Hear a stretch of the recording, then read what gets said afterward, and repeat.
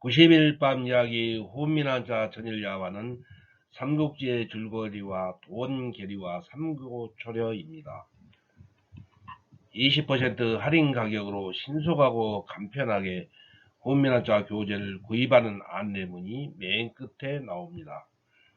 혼민한자는 지식나눔, 머리에 쏙쏙 들어오는 모든 동영상 본 강의가 무료입니다.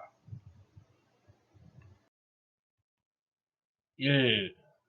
삼국지의 줄거리 주감선생. 오늘은 삼국지 이야기를 합시다. 한돌자 그러지요.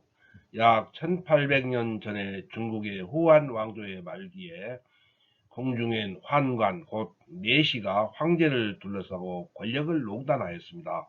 나라의 관직을 매관매직하고 부패와 혼란으로 온 나라가 어지러웠습니다. 백성은 도탄에 빠지고 굶주린 유민이 되었습니다. 이런 혼란의 와중에 태평도라고 하는 종교 집단이 나타나 한 왕조는 끝나고 우리의 시대가 열린다고 군중을 선동하여 전국 각지에서 후한 왕조에 대한 밀란을 일으켰습니다.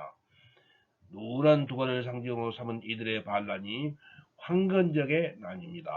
한돌자 그러면 나라에서 난리를 진압하면 되지 않나요?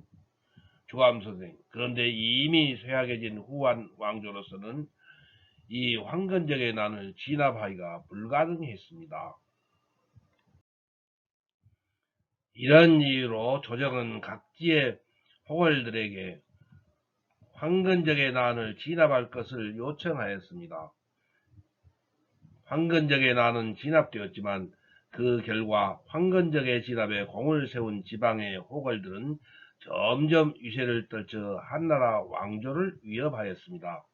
그들은 각각 자신들의 근거지에서 세력을 구축하여 서로 맞서게 되고 중국은 분열 상태에 이르게 됩니다. 한돌자 조조는 이런 상황에서 가장 먼저 큰 힘을 길렀습니다. 산동에 있던 조조는 189년에 군사를 일으켜 황건적을 격파하고 동탁을 토멸하였습니다. 이어서 후한의 헌제를 옹립하고 기주, 목사, 원소와 화북지방을 양분하였습니다. 조조는 202년에 관도에서 원소와 자웅을 겨루어 승리하고 화북지방을 지배하였습니다. 주감선생 삼국지 이야기의 내용은 대략 전후반으로 나눕니다. 전반에서는 유비현덕과 관우, 장비 3인의 결의 형제를 중심으로 나중에 제갈공명이 가담합니다. 인품과 덕망으로 유능한 인재들을 거느리고 있는 유비는 현신 제갈량의 도움으로 형주를 손에 넣었습니다. 오나라의 손권과 동맹하여 조조의 남하를 저지하였습니다. 211년에는 익주를 공략하여 이 지방을 빼앗았습니다. 한편 동남부 양주를 중심으로 큰 영토를 지배하는 손권도 3대 때 세력을 기르고 있었습니다. 그 오나라의 손권은 유비와 싸워서 형주를 손에 넣었으며 거의 양쯔강의 중하 유역을 세력하에 두었습니다. 한돌자 220년 조조는 후한의 헌제를 강압하여 제위를 양익케 하고 루어양에 도읍하여 유국이라 칭했습니다. 그 다음에 한중왕을 호칭하던 유비는 한의 정통을 계승한다고 칭하여 성도에 도읍하고 촉한제라 칭하였습니다. 221년 손권은 처음에 위에 오왕으로 봉해져 있었으나 222년에 스스로 연호를 세우고 229년에 오나라 황제에 올랐기 때문에 여기에 삼국이 분립되었습니다. 주감선생 삼국지 이야기의 절정은 유비와 손건의 연합군이 조조의 대군을 화공으로 무찌르는 적벽대전입니다. 이와 같이 위나라 조조와 오나라 손건과 총나라 유비의 삼국이 분립하게 된 것입니다. 후반에서는 관우 유비 장비가 연이어 죽은 다음 제갈공명의 동무대가 되고 공명이 6차에 거친 북정에서 병사하는 추풍 오장원의 일절이 절정을 이루게 됩니다. 한돌자 정사삼국지와 판이하게 다른 것은 총나라를 중심으로 이야기를 전개하고 있다는 점입니다. 따라서 유비의 조조는 어디까지나 악역으로 촉의 유비는 정이 많은 사람으로 관우는 희리가 두터운 의인, 제갈공명은 초인적인 활약을 하는 것으로 그려집니다. 주감선생 소설의 주요 인물은 유비 등 3인과 공명이지만 조조의 성격도 잘 묘사되어 있습니다. 가장 생기가 넘치는 것은 관우와 장비 두 사람이며 특히 장비의 순진하고 솔직한 성격은 중국 대중의 많은 사랑을 받습니다. 모형과 지모로 이어지는 전투의 기술이 태반을 차지하고 있으나 이야기의 전개가 적당한 템포로 진행되고 독자의 흥미를 이끌어가는 수법이 매우 뛰어나 중국의 많은 역사소설 중에서 가장 훌륭한 작품입니다. 한돌자, 우리나라에서도 삼국지는 예로부터 대중적인 읽을거리로 널리 읽혀져 왔습니다. 특히 그 속에 담긴 유비 현덕을 중심으로 한 한시에 대한 충성이라든가 공명의 지략, 유비 관우 장비의 도원결의 등은 유교적 이념을 국시로 삼았던 조선시대에는 크게 환영을 받았습니다. 그 중에서도 관우의 장한 의기와 절개는 민간신앙으로까지 발전하여 관제교가 생겨나고 관제묘가 곳곳에 세워지기까지 하였습니다. 주감선생, 삼국 가운데 화북에 있던 위나라는 병호제, 둔전제, 구품 관이법 등을 실시하여 군사적, 경제적 기초를 공고히 함으로써 가장 강력한 국가로 발전하였습니다. 그러나 촉하는 국토도 좁고 가장 약하였으나 한의 정통을 계승하고 중원의 회복을 기도하여 수차에 걸쳐 위나라에 도전하였습니다. 한돌자, 그 후 위나라에서는 사마이가 중심이 되어 이를 격퇴하였기 때문에 마침내 사마씨가 실권을 장악하게 되었습니다. 사마이의 아들 사마소는 263년 초간을 멸망시키고 그 공적으로 진나라의 왕이 되었습니다. 265년에는 사마소의 아들 사마염이 위나라 황제로부터 제의를 양해받고 진나라를 세웠습니다. 이 사람이 서진의 무제입니다. 무제는 280년 오나라를 멸망시키고 재차 중국을 통일하였습니다. 이 도원결의, 한돌자, 호민하자, 천일야화에서는 삼국지에 나오는 고사성어를 중심으로 삼국지의 단편을 알아보기로 하지요. 오늘은 도원결의부터 시작하지요. 도원결의는 복숭아도 동산원 매질결 오를의입니다. 도원결의를 요약하면 나관중의 삼국지 연의에서 유비, 관우, 장비가 도원에서 의형제를 맺은 데에서 비롯된 말입니다. 뜻이 맞는 사람끼리 하나의 목적을 이루기 위해 행동을 같이 할 것을 약속한다는 뜻입니다. 주감선생, 제가 어렸을 적에 삼국지를 재미있게 읽었는데요.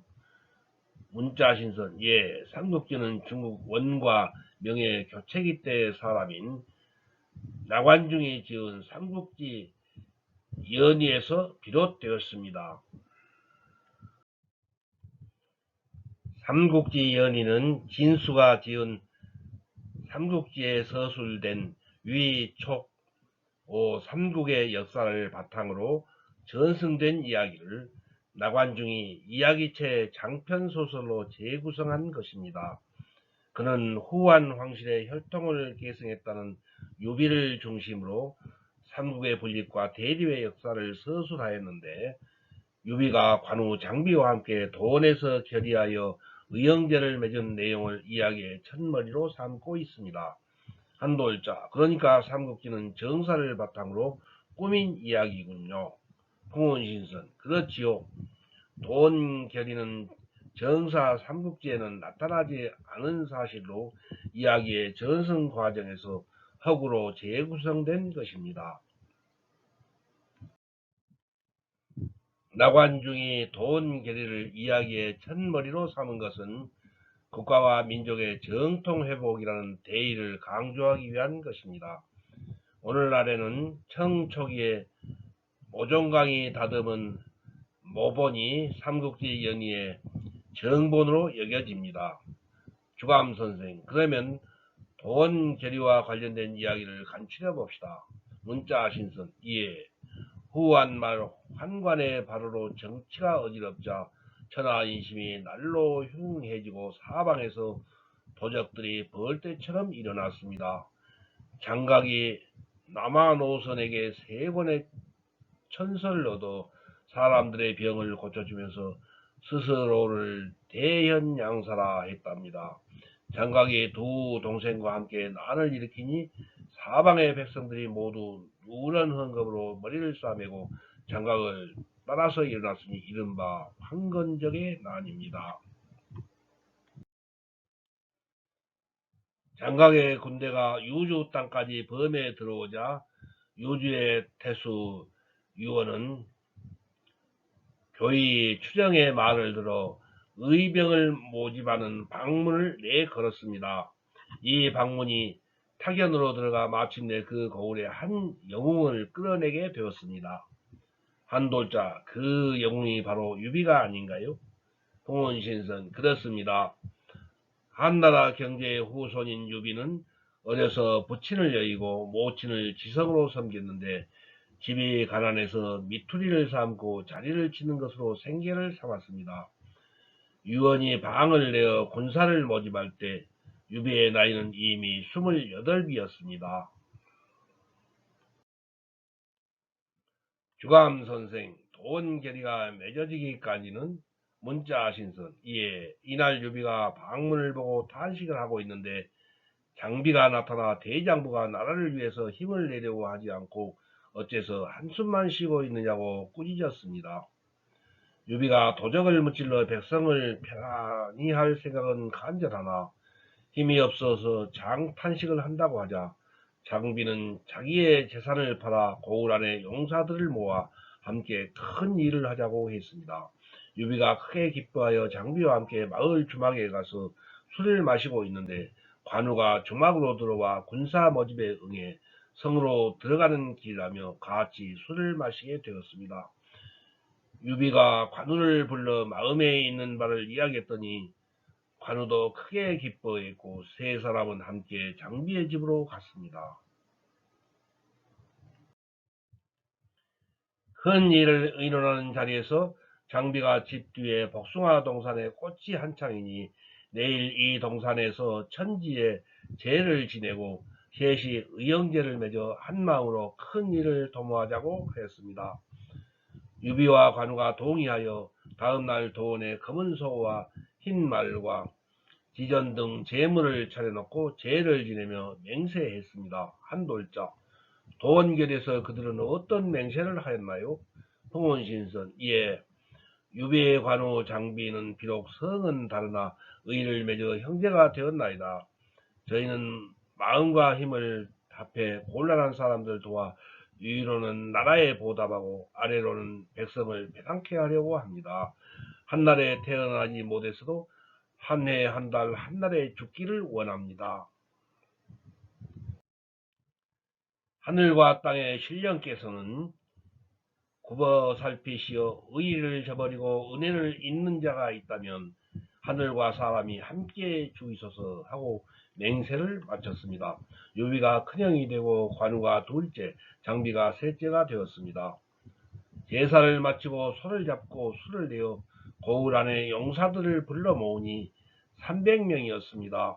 이날 도원에서 다들 취하도록 술을 마시며 함께 즐겼습니다. 주감선생, 이후 도원결의는 의형제를 맺거나 뜻이 맞는 사람들이 사욕을 버리고 목적을 이루기 위해 합심할 것을 결의하는 일을 나타내는 말로 널리 쓰이게 되었습니다. 그리고 실제 역사적 사실에 기초한 것이 아니라 이야기의 전승 과정에서 만들어진 것이지만 삼국지 연의의 영향 때문에 제문의 내용이 중국인들 사이에서 서약의 모범이 되었습니다. 삼고초려 한돌자 삼고초려는 석삼 돌아벌고 풀초 오두막되어로 초가집을 3번이나 방문한다는 뜻입니다. 윗사람이 아랫사람을 데려다 쓰기 위해 각별한 정성을 기울이는 것을 말합니다. 유비는 후한 말기에 어지러운 세상을 바로잡겠다는 야망을 품고 관우 장비 두 의제와 결연히 일어섰으나 기라성 같은 제후들과 호족들 틈바구니에서 이리 밀리고 저리 쫓기기만 했습니다. 간신히 같은 정신인 형주 태수 유패의 호의로 신하현이라는 작은 고을을 마지막 근거지로 삼아 한숨을 돌렸으나 자기 처지가 한심했습니다. 주감선생, 유비에게는 뛰어난 군사가 절실하겠네요. 문자신선, 그렇지요. 유비는 요행으로 서서라고 하는 출중한 인재를 얻어 군사로 삼고 의욕에 불탔습니다. 그러나 조조의 계략에 걸려 그 서서가 어쩔 수 없이 떠나게 됨으로써 유비의 낙심은 이만저만이 아니었습니다. 이별의 술잔을 나누는 자리에서 유비가 헤어짐의 슬픔에다 자기의 처량한 신세까지 보태줘서 눈물을 흘리자 서서도 같이 눈시울을 적시며 말했습니다. 명공께서는 너무 상심하지 마십시오. 저 같은 사람은 발바닥 근처에도 가지 못할 만한 특출한 인재를 청구할 테니 그를 발탁에 쓰시면 명공의 앞날이 훤히 트일 것입니다. 유비로서는 귀가 번쩍 뜨이는 소리가 아닐 수 없었습니다. 그게 누구란 말이오? 지금은 한가하게 쉬고 있는 와룡이라는 사람으로 바로 제갈공명이지요. 그렇지만 그 사람은 쉽게 움직이려고 하지 않을 테니까 특별한 정성과 노력을 기울여야 할 것입니다. 한돌자, 유비가 제갈량 공명을 맞이하려는 마음이 매우 간절하였겠네요. 홍원신선, 그렇지요. 유비는 서서를 보내자마자 즉시 예의를 갖추어 양양 어느 총구석에 살고 있는 제갈량의 집으로 갔습니다. 그에게는 그림자 같은 관우와 장비가 동행했음은 물론입니다. 때는 마침 살을 내리는 듯한 추운 겨울이었습니다. 수바지는 눈보라 속에서 고생고생하며 제갈량의 집에 겨우 도착했으나 그는 외출하고 집에 없었습니다. 주감선생, 유비의 삼형제가 화가 날 법도 한데요.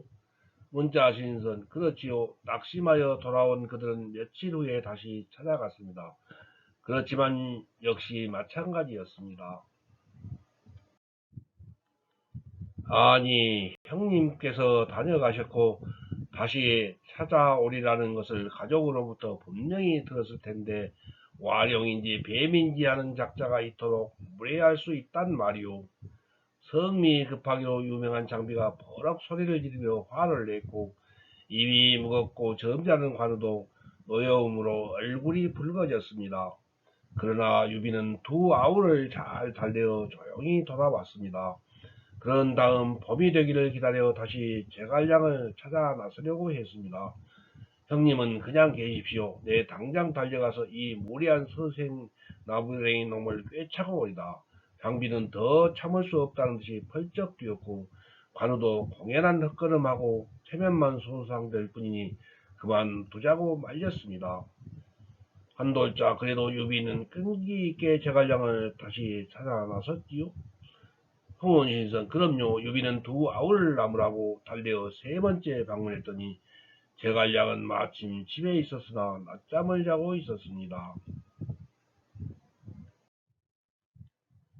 유비는 당장 걷어차서 깨우려는 장비를 간신히 말려놓고 제갈량이 깨어날 때까지 끈기 있게 기다렸습니다.